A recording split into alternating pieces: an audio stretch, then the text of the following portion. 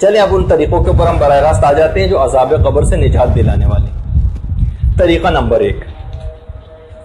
پہلا طریقہ اس سلسلے میں یہ ہے، وہ طریقہ لطفی ہے، یعنی پروردگار عالم کا لطف کرم ہے جو ہم دعا کے ذریعے حاصل بھی کر سکتے ہیں، کہ اگر کوئی شخص شب جمعہ یا روز جمعہ انتقال کر جائے، اس پر سے بھی عذاب قبر اٹھا لیا جاتا ہے، بلکہ جو پہلے بھی انتقال کر چکے ہوں ان مومنین پر سے بھی شب جمعہ اور روز جمعہ عذاب قبر کو اٹھا لیا جاتا ہے. یہ تو پہلی چیز ہے، یہ تو لطف پروردگار کے مطابق ہے. پروردگار نے خود روز جمعہ یہ شب جمعہ کی جو فضیلت قرار دی ہے اس کے لحاظ سے اس نے رحم لوگوں کے اوپر کیا ہے، تو شب جمعہ اور روز جمعہ خود بخود ہی مردوں پر سے عذاب اٹھا لیا جاتا ہے. دوسری چیز جو بہت زیادہ کام آنے والی، خاص طور پہ عذاب قبر سے نجات دلانے والی، کہ پیغمبر اسلام چھٹے امام یہ بات ارشاد فرماتے ہیں، امام جعفر صادق علیہ الصلوۃ والسلام،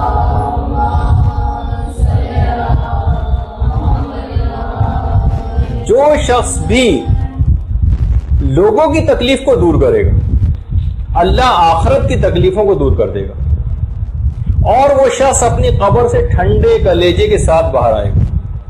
دوسروں کی جو بھی تکلیفوں کو دور کرے گا پروردگار اس کی تکلیفوں کو دور کر دے گا آخرت کی، اور وہ قبر سے ٹھنڈے کلیجے کے ساتھ باہر آئے گا. اور تیسری چیز ہے، خدا اگر کسی کو سعادت دے، خیر اس سرزمین کی اپنی بھی خصوصیت ہے. روضۃ الحسینیہ میں باقاعدہ روایت ہے، شیخ بھائی نقل کرتے ہیں. شیخ بھائی کے والد کہتے ہیں کہ میں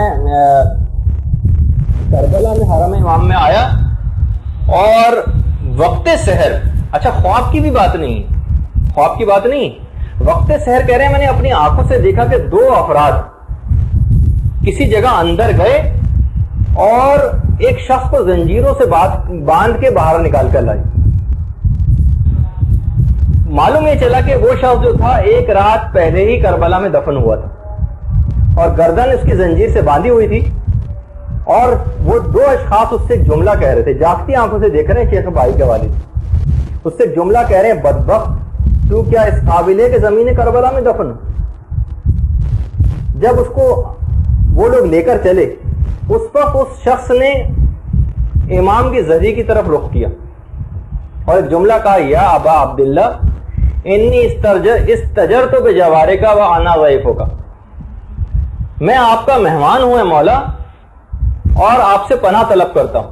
شیخ بھائی کے والد کہتے ہیں میں نے دیکھا اس وقت ایک دم سے زری کا دروازہ کھلا اور سید الشہداء باہر آئے.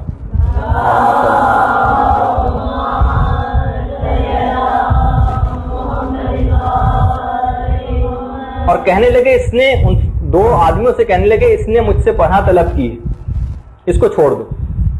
اس وقت انہوں نے فوراً اسی گردن سے زنجیریں کھولی اور وہ چلے گئے. تو بہرحال خود زمین کربلا کے اندر مدفون ہو جانا، کہ خود زمین کربلا کی ایسی خصوصیت ہے کہ وہاں پر کوئی عذاب نہیں ہوتا جو بھی صاحبان ایمان وہاں پر دفن ہو جائیں. زمین کربلا واقعی ایک ایسی زمین ہے جس کا نام سنتے ہی شہید دستغیب فرماتے ہیں کہ محبان امام کے دل جس کا نام سن کر غمزدہ ہو جاتے ہیں، اور نام حسین سن کر فوراً ان کے دل کربلا منتقل ہو جاتے ہیں جہاں ان کا محبوب تشریف فرما. اچھا، پھر اس کے بعد یہ 3 چیزیں ہوں. چوتھی چیز کے اندر ہم چند سوروں کا تذکرہ کریں گے. یہ آپ کوشش کر کے اگر روزانہ اپنے نظام الاوقات کے اندر ان کو شامل کر لیں، اور کوئی مشکل بھی نہیں، صرف 5-7 منٹ کی بات ہے، ان کو اگر شامل کر لیں روزانہ کی تلاوت میں، تو اس کے اندر جو بہت ہی مشہور ہے اور واقعی اس قابل ہے کہ اس کو شہرت دی جائے، وہ ہے سورہ ملک کی روزانہ تلاوت کرنا. علماء باقاعدہ اس بات کی تاکید فرماتے ہیں کہ اس سورے کو خود پڑھے، اپنے بیوی بچوں کو اس بات کی تاکید کرے انسان کی وہ سورے کو پڑھیں، بلکہ اپنے گھر والوں اور پڑوسیوں کو بھی اس سورے کو سکھائیں کہ وہ اس کو یاد کریں اور روزانہ اس کی تلاوت کیا کریں.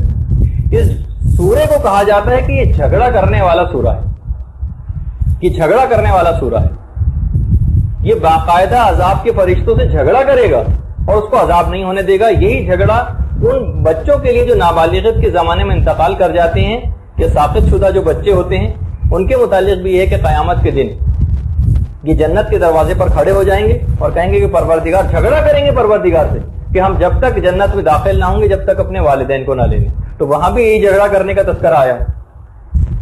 اچھا، اس سورہ کو جو سورہ ملک ہے اس کو مانعہ کہا جاتا ہے. یہ حتیٰ کہ پروردگار عالم سے جھگڑا کرے گا. عذاب کے جب فرشتے آئیں گے اس مردے کو عذاب دینے کے لیے, تو یہ فرشتہ پروردگار سے کہے گا اے میرے رب, اس شخص نے مجھے تیری کتاب سے منتخب کر کے پڑھا تھا, مجھے سیکھا تھا اور پڑھا تھا, اگر تو اس شخص پر پھر بھی عذاب کرنا چاہتا ہے تو تجھ پر لازم ہے کہ مجھے اپنی کتاب سے مٹا دے. یہ جملہ ہے اس سورہ ملک کا, مجھے اپنی کتاب سے مٹا دے. پروردگار اس وقت کہے گا کہ سورہ تم تو ہم سے جھگڑا کرنے لگے. وہ سورہ کہے گا ہاں پروردگار مجھے اس کا حق ہے. اب آپ دیکھیے تو یعنی اس سورہ کے اندر اسی وقت جیسے ہی وہ یہ کہے گا کہ مجھے حق ہے, پروردگار اس سورہ کی شفاعت اس مومن کے حق میں فوراً قبول کر لے گا اور فرشتے بغیر عذاب کیے فوراً وہاں سے چلے جائیں گے. تو دیکھیے کتنا یہ روزانہ سورہ ملک, آپ اس کو اگر پڑھنا شروع کریں تو آپ خود دیکھیں گے کہ یہ بہت ہی مختصر سا سورہ ہے. اور پیغمبر اسلام نے جب اس سورہ کی فضیلت بیان کرنی شروع کی تھی تو ہر چھوٹے بڑے نے اور ہر آزاد و غلام نے اس سورہ کو یاد کر لیا تھا. پیغمبر اسلام نے سورہ کا نام بھی رکھا تھا منجیہ, نجات دینے والا سورہ. اور باقاعدہ سامرہ کے کالم تھے ابو الحسن, ان کے متعلق ملتا ہے روایات میں کہ خطیب تھے, انتہائی متقی و پرہیزگار تھے سامرہ کے.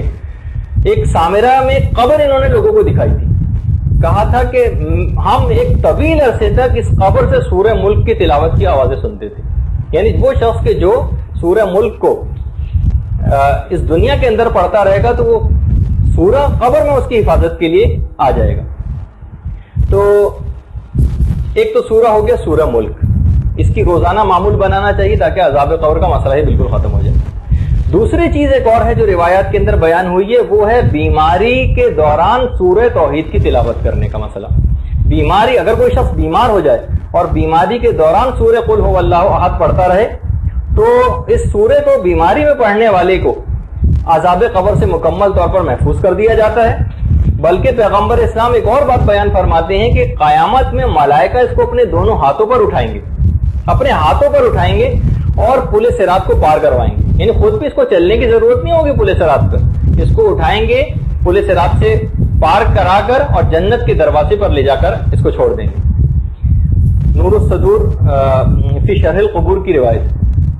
اچھا یہ ہو گئے سورہ. اچھا ایک سورہ بھی میں آگے چل کے اور بیان کروں گا, لیکن اس سے پہلے ایک اور چیز, خاص طور پر اس کی بھی بڑی تاکید آئی ہے روزانہ 100 مرتبہ استغفار پڑھنے کی. روزانہ 100 مرتبہ جو شخص بھی استغفار پڑھے گا, استغفر اللہ ربی واتوب الیہ صدق نیت سے اور اس کی تسبیح, عذاب قبر اس پہ سے مکمل طور پر برطرف ہو جائے گا. منازل الاخرہ میں شیخ عباس قمی نے بھی اس روایت کو لکھا ہے. اسی طریقے سے ایک اور بھی عمل ہے جو عذاب قبر سے نجات دلانے والا ہے, وہ ہے بیماروں کی عیادت اور خدمت کرنے کا. بیماروں کی عیادت اور بیماروں کی خدمت کرنا. وحشت قبر اور عذاب قبر سے اس شخص کو مکمل طور پر پناہ دے دی جائے گی. اور ابھی جس کا ایک اور طریقہ اس میں تو ابھی آپ نے سن ہی لیا, وہ ہے مولائے کائنات کی محبت.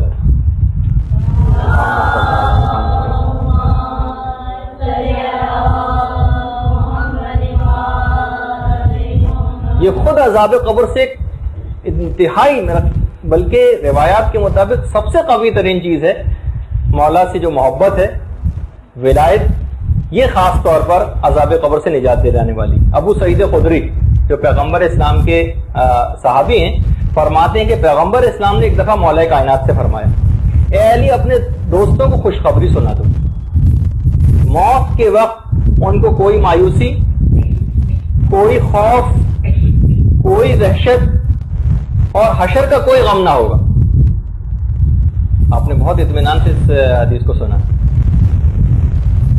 کوئی نہ وحشت ہوگی, اپنے دوستوں کو خوشخبری سنا دے والی کہ موت کے وقت نہ ان کو کوئی وحشت ہوگی, نہ کوئی خوف ہوگا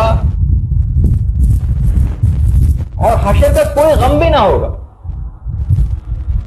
بہار میں ایک مومن کے واقعے کے ذیل میں ایک چیز لکھی گئی بہار الانوار میں, کہ ایک واقعے کے ذیل میں شیطان نے ایک مومن کو نصیحت کی تھی.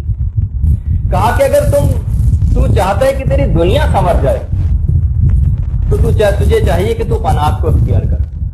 قناعت کو, اپنے سے برتر کو کبھی مت دیکھو, حرص سے پرہیز کرو, تمہاری زندگی دنیاوی زندگی بڑے اطمینان اور آرام کے ساتھ گزرے گی. اور اگر تم چاہتے ہو کہ تمہاری آخرت سنور جائے تو تمہیں چاہیے کہ تم علی سے محبت کرو.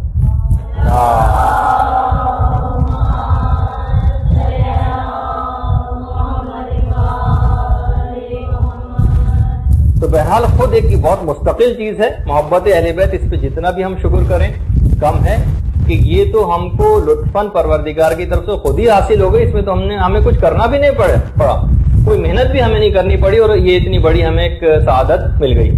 اب اس کی حفاظت کرنا اور اپنی اس نسبت کو ضائع نہ ہونے دینا بھی ہمارا کمال ہوگا. اچھا اب آ جائیے اگلا طریقہ. یہ قبر کے عذاب سے بچانے کا ایک بہت ہی بہترین نسخہ ہے, اور وہ ہے مومنین کی حاجت روائی کرنا. مومنین کی حاجت روائی. محدث نعمت اللہ جزائری اور علامہ مجلسی دونوں بالکل ہم اثر تھے اور تقریباً دوستوں کی طرح رہا کرتے تھے. اچھا, علامہ مجلسی کا ایک ظاہری طور پر ایک بڑی ٹھاٹ باٹ کی زندگی علامہ مجلسی گزارا کرتے تھے کہ اکثر لوگوں کو بڑا اشتباہ ان کے متعلق ہوا تھا. اچھا, اس زمانے میں ذرا زہد خشک اس طرح کی بہت سے لوگوں کی طبیعت صوفیہ کا دور بھی تھا, تو زاہدان خشک ذرا کافی زیادہ پائے جاتے تھے. بہرحال علامہ مجلسی ایک ظاہری طور پر تھوڑے سے ٹھاٹ باٹ کے ساتھ رہا کرتے تھے. محدث نعمت اللہ جزائری کے ساتھ ان کی اکثر بات چیت ہوتی تھی. محدث جزائری انتہائی سادہ ترین زندگی گزارتے تھے, بہت ہی لو پروفائل میں اور بہت ہی تقریباً ایک بہت غربت والی زندگی. فرماتے ہیں کہ دونوں میں آپس میں بات چیت ہونے لگی کہ جو کوئی بھی ہم میں سے پہلے اس دنیا سے جائے گا وہ دوسرے کو خواب نہیں آ کر بتائے گا کہ کون سا لائف اسٹائل زیادہ بہتر اور مناسب ہے. اتفاق ایسا ہوا, اتفاق تو نہیں, خیر پروردگار کی جو مصلحت. علامہ مجلسی کا انتقال پہلے ہو گیا. محدث نعمت اللہ جزائری نے ان کو اپنے خواب میں دیکھا. دونوں میں پہلے ہو چکا تھا وعدہ کہ جو بھی پہلے مر جائے گا وہ اپنی حالت بتائے گا. دیکھا کہ علامہ مجلسی نے ایک بہترین لباس فاخرہ پہنا ہوا ہے. انہوں نے محدث جزائری نے فوراً جا کر ان کا ہاتھ پکڑ لیا علامہ مجلسی کا. اچھا, ایک میں بات اور بتا دوں کہ اگر کوئی شخص یہ چاہتا ہے, یہ بہت مشہور ہے, ویسے تو روایات وغیرہ میں تو نہیں لیکن ایک مشہور ہے بات, کہ اگر کوئی شخص یہ چاہے کہ مردہ سے کوئی خواب میں نظر سے کوئی بات پوچھنا چاہے تو اگر وہ اس خوابی میں مردے کا ہاتھ پکڑ لے تو جب تک وہ ہاتھ چھوڑے گا نہیں جب تک وہ مردہ نہیں جائے گا. خیر, تو انہوں نے بہرحال جا کر سیدھے محدث جزائری نے وہ ہاتھ پکڑ لیا اور کہا کہ آپ کو میں وعدہ یاد دلانا چاہتا ہوں کہ آپ مجھے بتائیے کہ آپ کے ساتھ کیا ہوا. علامہ مجلسی فرماتے ہیں کہ میری بیماری جب بہت شدت اختیار کر گئی تو اچانک میں نے دیکھا کہ ایک شخص میرے پاس آ کر بیٹھا ہے اور میرے جسم میں جس جس جگہ پہ درد تھا وہ وہاں پر ہاتھ رکھتا چلا گیا اور میرا وہ درد غائب ہوتا چلا گیا. یہاں تک کہ میں نے اچانک سے دیکھا کہ میرا جسم سامنے پڑا ہوا ہے اور میں سامنے کھڑا ہوا ہوں. اس وقت میں نے اپنے اہل خانہ کے گریے کی آواز سنی اور میں لوگوں کو چیخ چیخ کے بتا رہا تھا کہ میں سامنے موجود ہوں, تم لوگ کیوں رو رہے ہو, لیکن کوئی میری بات سن ہی نہ رہا تھا. بہرحال مجھے غسل دیا گیا, کفن دیا گیا. جب مجھے دفن کے لیے لے گئے تو میرے جسم کو قبر کے اندر لٹایا. میں نہیں چاہتا تھا کہ اس قبر کے اندر جاؤں, لیکن پھر اچانک سے خود بخود میرا دل راغب ہوا اور میں قبر کے اندر چلا گیا اپنے جسم کے ساتھ ہی. جب قبر بند کی گئی تو پروردگار کی طرف سے آواز ہے, یہ مجلسی کیا لائے ہو. اچھا, فرماتے ہیں علامہ مجلسی اعمال کا معاملہ تو میرا کمزور ہی رہا, فقط ایک نیکی جو میں نے اس دنیا میں کی تھی وہ میرے بہت کام آئی. اچھا, اس کی یہ معنی نہیں کہ علامہ مجلسی کی جو ساری خدمات کی سب بیکار ہو گئی, لیکن بہت ساری چیزوں کو بہت ہائی لائٹ کر کے بھی بعض اوقات بتایا جاتا ہے تاکہ لوگوں کو عمل کے لیے رغبت ہو کہ انہیں کیا کرنا چاہیے. کہا کہ ایک نیکی میرے بڑے کام آئی. وہ نیکی یہ تھی کہ ایک دفعہ میں ایک بازار سے گزر رہا تھا, ایک مومن کو لوگ پکڑ کر مار رہے تھے. میں نے جا کے پوچھا تو معلوم یہ چلا کہ یہ شخص ان لوگوں کا مقروض ہے, یہ لوگ اس سے پیسوں کا تقاضا کر رہے ہیں لیکن اس کے پاس پیسے نہیں, کہاں سے دے پیسے. تو میرے پاس میں کیونکہ مالدار تھا تو میں نے اپنا مال دے کر اس شخص کو اس پہ سے قرضہ اتروایا اور اس مقروض کو چھڑوایا. میری یہ نیکی قبول ہو گئی. اے جزائری, اگر اس دنیا میں میرے پاس مال دنیا نہ ہوتا تو میں آخر اس کو خرچ کر کے کس طرح سے نجات کو حاصل کرتا.